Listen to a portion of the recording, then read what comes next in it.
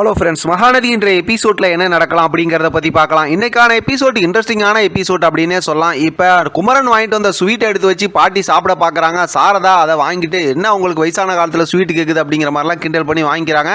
குமரன்ட்ட வந்து பாட்டி அப்படி வந்து செல்லமாக கோச்சிக்கிறாங்க. அடுத்து பார்த்தோம்னா சாப்பாடெலாம் எடுத்து வைக்கிறாங்க. இப்போ விஜயும் குமரனும் ரெண்டு பேரும் உட்காந்து சாப்பிட ஆரம்பிக்கிறாங்க. மறுபடியும் இலெல்லாம் போட்டு சாப்பாடெலாம் வச்சு பரிமாறுறாங்க. ரொம்ப சந்தோஷமாக பேசிக்கிறாங்க, ரொம்ப எமோஷனலாகவும் பேசிக்கிறாங்க. ஒரு கட்டத்தில் பார்த்தோம் அப்படின்னாக்கா விஜய் வந்து காவேரியோட அம்மா சாரதா இருக்காங்கல்ல, அவங்கள வந்து அம்மான்னு கூப்பிடுறாங்க.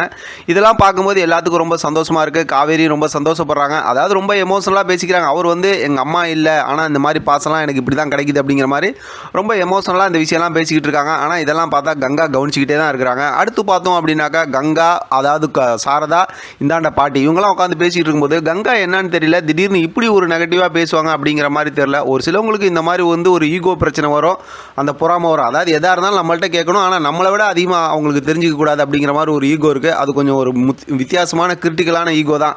அது நிறைய பேர் பார்த்துருந்துருப்பீங்க. அந்த மாதிரி ஒரு ஈகோ வந்து இப்போ கங்காவுக்கு வந்துருச்சாட்டிருக்கு. ஏன்னா ஏற்கனவே கங்கா வந்து காவேரி, விஜயும் காவேரியும் சேர்ந்து வாழணும்னு சொல்லிட்டு ரொம்பவுமே ஆசைப்பட்டாங்க. ஆனால் அப்படிப்பட்டவங்க இப்போ பார்த்தோம் அப்படின்னா எதுக்கு எடுத்தாலும் வந்து நீ குமரன்ட்ட வேலை வாங்குற அப்படி இப்படின்னு சொல்லிட்டு உங்களுக்கு அவர் பணக்கார மாப்பிள்ளை ஒஸ்தியா அப்படிங்கிற மாதிரிலாம் பேச ஆரம்பிச்சிடுறாங்க. அப்பயும் பாட்டி சொல்கிறாங்க, சாரதா சொல்கிறாங்க. இருந்தாலும் கங்கா விடுறதா இல்லை, அதே திருப்பி திருப்பி பேசிகிட்டு இருக்காங்க. சாரதா பார்த்தோம் அப்படின்னாக்கா அவர் எவ்வளோ பெரிய வசதிக்காரரு, ஆனாலும் பார்த்தா எல்லாத்தையும் விட்டுட்டு இங்கே வந்து எப்படி சாதாரணமாக இருக்கார், கொஞ்சம் கூட அந்த வசதியினுடைய விஷயத்தை காட்டுறதே இல்லை அப்படிங்கிற மாதிரி பேசுகிறாங்க.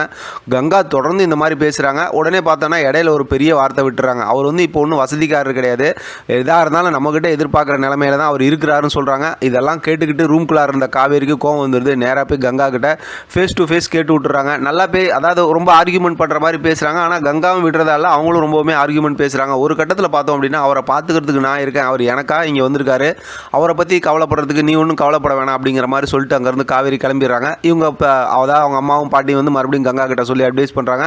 ஆனால் அப்பயும் கங்கா வந்து ரிவர்ஸ் பேசிக்கிட்டு தான் இருக்காங்க. இப்போ தான் நம்ம ஏற்கனவே ப்ரொமோவில் பார்த்த மாதிரி இப்போ பார்த்தா பார்க்கில் வாக்கிங் போயிட்டு இருக்காங்க விஜய், அதே நேரத்தில் சாரதா, இந்தாண்ட காவேரி எல்லாம் ஒரு மாதிரி வாக்கிங் போயிட்டு இருக்காங்க. அதுக்கப்புறம் காமெடி பண்ணுறாரு, இடையில வந்து இது விஷயமா பேசுகிறாரு, நல்லா வாக்கிங் போகணும் அப்படிலாம் பேசி முடிச்சதுக்கப்புறம் இப்போ காவேரியோட அம்மா வந்து ரொம்பவுமே ஃபீல் பண்ணி பேசுகிறாங்க. அந்த மாதிரி வேர்க்குது அப்படிங்கும்போது கொடைக்கானல்லாம் வேர்க்காது, இந்த மாதிரிலாம் அவங்க அப்பா வந்து சம்பாரிச்சு கொடுத்தாரு, 4 பொம்பளை பிள்ளைங்க இந்த மாதிரிலாம் வச்சுருந்தோம், ஆனால் எல்லாம் பசுபதி பிடிங்கிட்டாங்க.